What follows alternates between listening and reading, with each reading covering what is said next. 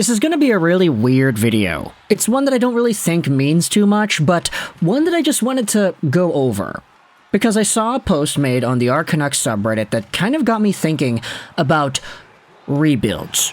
Rebuilds, retools, turnovers, how teams transition from one set of players to another. Here's a post made the other day by some dunce. And no, I'm not calling them a dunce, that's literally their username. With Tanner Pearson gone from the Vancouver Canucks, there is just a starting lineup's worth of 2020 players still on the team. And included is a graphic with Elias Pettersson, JT Miller, Tyler Myers, Thatcher Demko, Quinn Hughes, and Brock Boeser. And what this entire thing got me thinking about was the 2020 team in general, how the Vancouver Canucks, I'm going to say they overperformed in 2020, considering that they were just on the outside of the playoff race at the time the season stopped up. They weren't really looking like they were going to charge their way into the postseason, but found themselves in the dance anyway because they beat the Minnesota Wild in the play-in series. The Vancouver Canucks then got themselves to a Game 7 against Vegas, wherein they lost in a very tight game. Thatcher Demko came alive. He became known as Bubble Demko in that time frame, and the Canucks ended up rallying around that, winning a bunch of games to get back to Game 7. But either way, the Canucks made the second round and were one game away from the third round in the 2020 playoffs. Was this an overperformance? You can let me know your thoughts in the comment section below. But when it comes to that team, I feel like a lot of Canucks fans can acknowledge that that team definitely had their ups. They had a lot of strengths and a lot of interesting names that sort of embedded themselves into the identity of what we thought of when we thought of Canucks players. But now, 3 years later, this team is almost all gone. Only 6 players worth left from that team remains. And of course, we talked about it, Miller, Petey, Boeser, Myers, Demko, and Hughes. Let's talk about some of the guys that are gone. Talk about how this sort of builds into the idea of the Canucks actually rebuilding, and the differences between rebuilding, retooling, and turning over a roster. So right away, if you go over to the Canucks and their 2020 playoff run and you sort just by points, there are a few names at the top of the points list that are no longer here. Bo Horvat, 12 points, 17 games played, 10 goals too. What a crazy stat line that was for Bo. We all know he was here for a while up until last season. Tanner Pearson, he's gone right now, so he was just sent away to Montreal. Goodbye, Tanner Pearson. Hopefully he's able to revive his career with the Habs. You also have yourselves, immediately following this list, a big group of guys that are all gone. Chris Tanev, gone. Alex Edler, gone. Sutter, Motte, Toffoli, gone. Roussel, Virtanen, Stecher, Beagle, all gone. And then you have the other guys that played games but didn't get any points, like Olli Juolevi, Ferland, McEwen, Ben, Adam Gaudette, Eriksson. How the hell did Eriksson get 0 points in 10 games in that sample? That's kind of nuts. Tyler Myers and Oscar Fantenberg. Not to mention all the guys in the regular season that suited up for the team, like Leivo, Sottner, Berchi, Grayovac. This is a different identity. This is a different team. And I feel like for a lot of people looking at the Canucks from 2020 to 2023, you wouldn't immediately think of, oh, the Canucks lost out on how many guys is that? 20 guys from 3 years ago to now. Like, the turnover of the roster is quite extraordinary. Even on the goaltending side, Markstrom, Demko, Demang, DiPietro, and then you had Zane McIntyre suiting up for a backup role one day.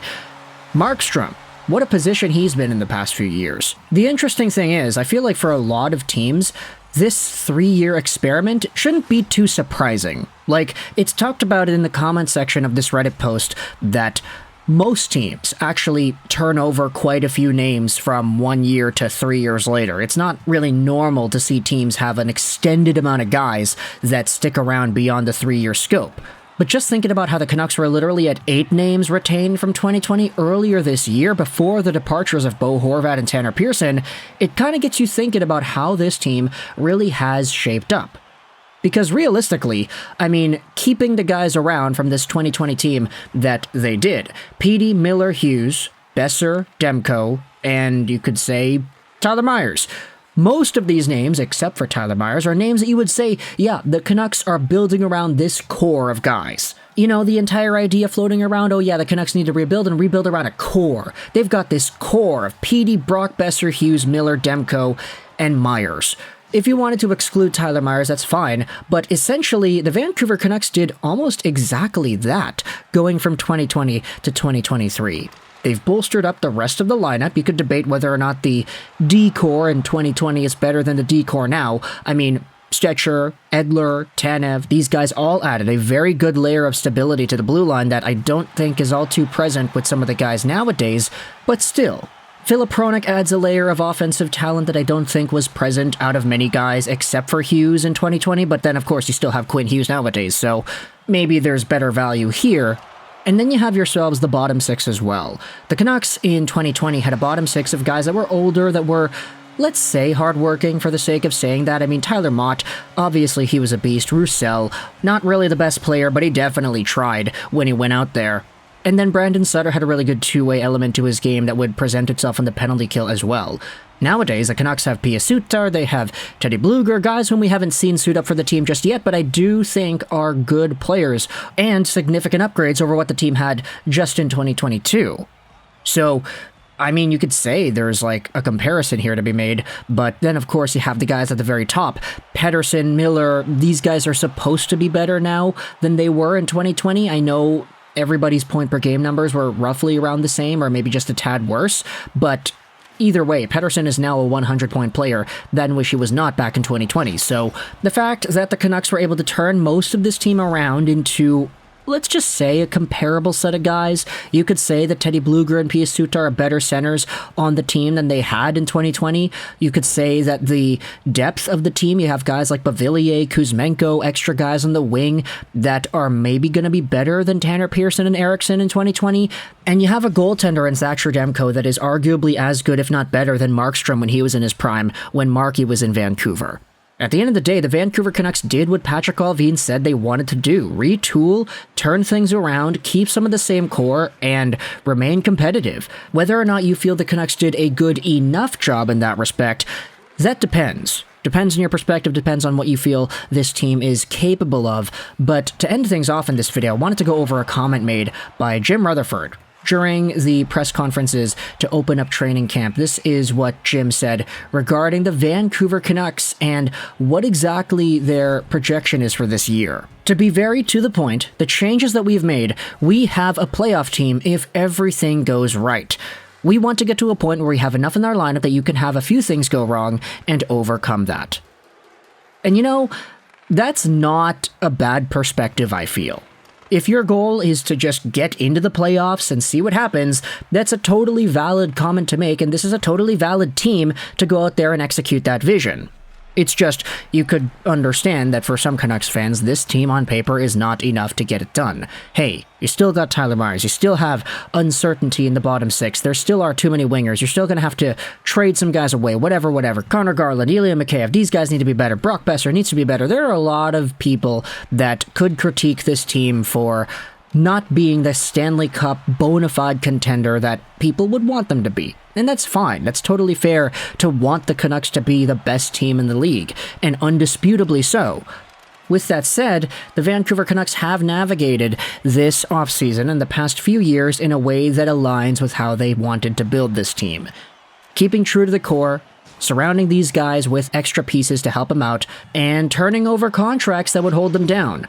Sure, they still have the big one. Tyler Myers is still on this team, and you could debate that Connor Garland, Brock Boeser, these contracts are also holding them back, but at this point, training camp is already underway. We're going to see how exactly everything fits into the puzzle. I kind of agree here with Jim Rutherford. If everything goes right, if all the players play to the best of their ability, this is a playoff team.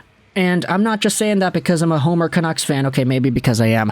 I don't know. I've been making Canucks videos for a job the past few years, so it's kind of come with the territory to be blindly optimistic about things. But either way, let me know your thoughts in the comment section below. How do you feel about the turnover, the rebuilding, how Vancouver hockey went from guys like Stecher, Edler, Virtanen, Roussel, Beagle, and Sutter in 2020 to everybody else in 2023, while keeping some of the same core pieces in Petey, Hughes, Miller, Brock, Demko, and Tyler Myers. Let me know your thoughts in the comment section below. How do you feel about this entire conversation about the Canucks? I hope you enjoyed this video.